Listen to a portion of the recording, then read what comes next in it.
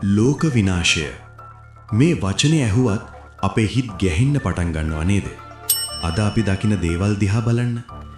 එක පැත්තකින් මහා භූමිකම්පා, සුනාමි, මහා ගංවතුර වගේ දේශගුණික විපර්යාස. තවත් පැත්තකින් රටවල් අතර ඇතිවෙන දරුණු යුද්ධ. මේ දේවල් දකිද්දී අපිට හිතෙනවා මේ විනාශයට යන පාරද කියලා. විවිධ ආගමික මතවාද, විවිධ අය දෙන අනාවැකි නිසා අද ලෝකයේම ඉන්නේ ලොකු බියක. හැමෝම අහන ප්‍රශ්නයක් තමයි ඇත්තටම ලෝක විනාශය අත ළඟද කියන එක. නමුත් පින්වතුනි, විද්‍යාවටත් එහා ගිය මේ හැම අනාවැකියකටම වඩා සත්‍ය වූ දහමක් මීට වසර 2600කට පෙර බුදුරජාණන් වහන්සේ දේශනා කළා. බුදුදහමට අනුව ලෝකය කියන්නේ එක දිගට පවතින දෙයක් නෙවෙයි. ඒක ඇතිවීමක් සහ නැතිවීමක් සහිත චක්‍රයක්. අද කල්යාණ මිත්‍රය නාලිකාවෙන් අපි සූදානම් වෙන්නේ බුදු පියාණන් වහන්සේ දේශනා කළ ඊ විස්මයජනක හෙළිදරව්ව ගැන කතා කරන්න. වීඩියෝව අවසාන වෙනකම් බලන්න. ඔබට පුදුම හිතේවි. බුදුරජාණන් වහන්සේ අංගුත්තර නිකායේ සත්ත සූර්යුග්ගමන සූත්‍රයේදී ලෝකයේ අවසාන මහා විනාශය ගැන හරිම පුදුම විස්තරයක් කරනවා. ලෝක විනාශය ආරම්භ වෙන්නේ මහා නියගයකින්. අවුරුදු 1000 ගණනක් වැස්සක් නැති වෙලා යනවා. ඒ නියගයට පෘථුවියේ තියෙන සියලුම බීජ වර්ග සහ කුඩා පැලෑටි සම්පූර්ණයෙන්ම වියලිලා විනාශ වෙලා යනවා. ඊට පස්සේ තමයි මේ බියකරු ඉරවල් 7 ක්‍රියාවලිය සිද්ධ වෙන්නේ. ඉරවල් 2ක් 3ක් පායද්දී පොඩි ඇලදොල විතරක් නෙවෙයි, ගංගා, යමුනා වගේ මහා ගංගාවන් පවා සම්පූර්ණයෙන්ම වේලිලා යනවා. පස්වෙනි ඉර පායද්දී මහා සාගරයේ ජලය කෙමෙන් කෙමෙන් අඩු වෙලා ගිහින් අන්තිමට හරියට ගොනකුගේ කුරාඩියක තියෙන වතුර ප්‍රමාණයටත් වඩා අඩුවෙන් තමයි ඉතිරි වෙන්නේ. අන්තිමට සාගරයත් නැත්තටම නැති වෙනවා. 6 වෙනි සහ 7 වෙනි ඉර පායද්දී මේ මහා පෘථුවිය සහ මහා මේරු පර්වතයන් දරා ගන්න බැරි විදිහට දුම් පිට වෙන්න පටන් ගන්නවා. අන්තිමට 7 වෙනි ඉර පායනවා. පින්වතුනි, ඒ රස්නයට මුළු පෘථුවියම එකම ගිනි ජාලාවක් වෙනවා. බුදුහාමුදුරුවෝ මෙතනදී හරිම ලස්සන උපමාවක් දේශනා කරනවා. හරියට ගිතෙල් ටිකක් ගින්නට දැම්මම ඒක ඉතිරි වෙන්න දෙයක් නැතිව පිච්චිලා යනවා වගේ මේ මහා පෘථුවියත් අලු පවා ඉතිරි වෙන්නේ නැති වෙන්නම මේ මහා ගින්නෙන් අහෝසි වෙලා යනවා. ධර්මයේ සඳහන් වන පරිදි ලෝක විනාශය පිළිබඳ අවබෝධයක් ඇති බුද්ධිමත් සත්වයන් තමන්ගේ කර්ම අනුව උසස් භවයන් කරා උපත ලබනවා. මෙහි ඇති විශේෂත්වය නම් නිරයේ දුක් විඳින සත්වයන් පවා තමන්ගේ අකුසල් ගෙවි අවසන්වා චුතවි මිනිස් ලොව හෝ දිව්‍ය ලොව ඉපදී පසුව බ්‍රහ්ම ලොව කරා ගමන් කිරීමයි. නමුත් තවමත් දැඩි මිත්‍යා දෘෂ්ටියේ එල්බි සිටින සත්වයන් සිටිනම් ඔවුන් මේ සක්වල විනාශ වීමට පෙර වෙනත් විනාශ නොවන සක්වලවල කරා කර්ම වේගයෙන් ඇදී යන බව අටුව දහමේ සඳහන් වෙනවා.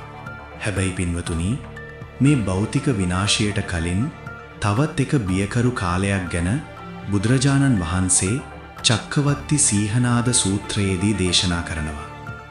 මිනිසුන්ගේ ගුණධර්ම අන්තයටම පිරිහිලා ආයුෂ අවුරුදු 10 දක්වා අඩුවෙන කාලයක් එනවා. අන්න ඒ කාලයේදී තමයි මිනිසුන් මෘර්ගයන් වගේ හැසිරෙන භයානක කාලයක් ඇති වෙන්නේ. මිනිසුන් එකිනෙකා දැක්කම මෘර්ගයන් වගේ කෝප වෙලා මරා ගන්න පටන් ගන්නවා. සැඟවී බේරෙන පිරිස පසුව පංචශීලය රකිමින් නැවත මිනිස් ආයුෂ වැඩි කරගන්නවා.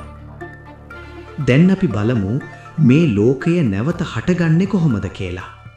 දීඝ නිකායේ අග්ගඤ්ඤ සූත්‍රයට අනුව ලෝකය නැවත හටගන්නා මුල්ම කාලයේදී ආභස්සර බ්‍රහ්ම ලෝකයෙන් එන සත්වයන් පෘථුවියේ පහළ වෙන්නේ ඊ타මත් ප්‍රභාස්වර ආලෝකවත් ශරීර ඇතිවයි. ඔවුන්ට එදා ඉරහඳ අවශ්‍ය වුණේ නැහැ. ඔවුන්ගේ ශරීර ආලෝකයෙන්ම මුළු ලෝකයම බැබළුණා. ඔවුන් ප්‍රීතියම ආහාර කරගෙන අහසින් ගමන් කළා. හැබැයි පෘථුවියේ හටගත් රස පඨවිවල රසයට ලොල් වෙලා තෘෂ්ණාවෙන් ඒවා අනුභව කරන්න ගත්තම ඒ දිව්‍යමය ප්‍රභාස්වර ආලෝකය නැති වෙලා ලෝකය අඳුරු වුණා. අන්න ඒ අඳුර නැති කරන්න තමයි ඔවුන්ගේ පිනට අහසේ ඉර සහ හඳ පායන්න පටන් ගත්තේ.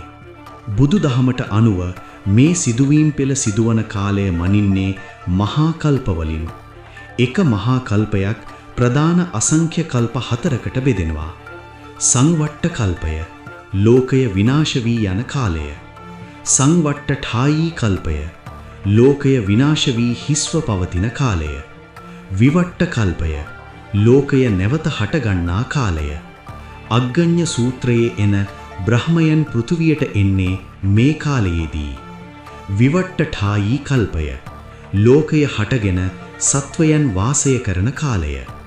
එක අසංඛ්‍ය කල්පයක අන්තଃකල්ප 64ක් තියෙනවා. මුළු මහා කල්පයකට අන්තଃකල්ප 256ක් ඇතුළත්.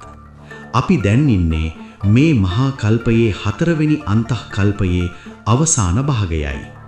මේ භද්‍ර කල්පයේ බුදුවරු 5 නමක් පහළ වෙනවා. දැනට 4 නමක් පහළ වී අවසන්. ඊළඟ 5 වෙනි අන්තଃකල්පයේදී මෛත්‍රී බුදුරජාණන් වහන්සේ පහළ වෙනවා.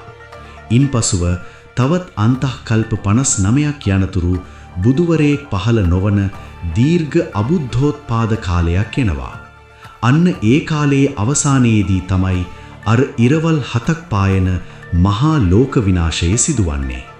ඉතින් පින්වතුනි, මේ දහම් කරුණු දිහා බලුවම අපිට තේරෙන ලොකුම සත්‍ය මොකක්ද? ලෝකය කියන්නේ සදාකාලික දෙයක් නෙවෙයි. එය ඇති වෙලා නැති වෙලා යන ධර්මතාවයක්. මේ ලෝකයේ කිසිම දෙයක් සදාකාලික නැහැ. ලෝක විනාශය අතළඟද කියලා බය වෙනවාට වඩා මේ භයානක සසර ගමන අවසන් කරලා නිවන් දකින්න උත්සාහ කරන එකයි නුවණැති වැඩේ. මෙම වීඩියෝවෙන් ඔබ යම් අවබෝධයක් ලැබුවා නම් ඒ ගැන කමෙන්ට් එකක් දාන්න, ෂෙයා කරන්න. සැමට උතුම් ධර්මාවබෝධයම ලැබේවා. තෙරුවන් සරණයි.